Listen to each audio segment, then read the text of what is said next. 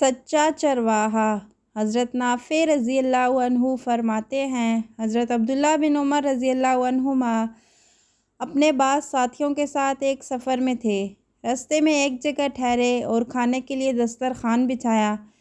اتنے میں ایک چرواہا وہاں آ گیا۔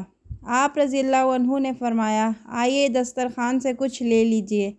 عرض کی، میرا روزہ ہے۔ حضرت عبداللہ بن عمر نے فرمایا، کیا تم اس سخت گرمی کے دن میں نفل روزہ رکھے ہوئے ہو جبکہ تم ان پہاڑوں میں بکریاں چرا رہے ہو؟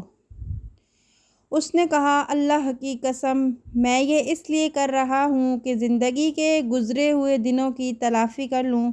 آپ رضی اللہ عنہ نے اس کی پرہیزگاری کا امتحان لینے کے ارادے سے فرمایا، کیا تم اپنی بکریوں میں سے ایک بکری ہمیں بیچو گے؟ اس کی قیمت اور گوشت بھی تمہیں دیں گے تاکہ تم اس سے روزہ افطار کر سکو۔ اس نے جواب دیا، یہ بکریاں میری نہیں ہیں، میرے مالک کی ہیں۔ آپ نے آزمانے کے لیے فرمایا، مالک سے کہہ دینا کہ بھیڑیا ان میں سے ایک کو لے گیا ہے۔ غلام نے کہا، تو پھر اللہ عز و جل کہاں ہے؟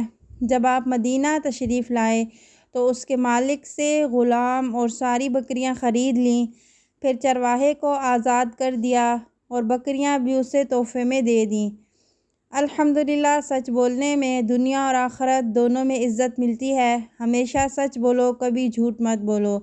جھوٹ کے خلاف اعلان جنگ ہے، نہ جھوٹ بولیں گے نہ بلوائیں گے، انشاءاللہ عز و جل۔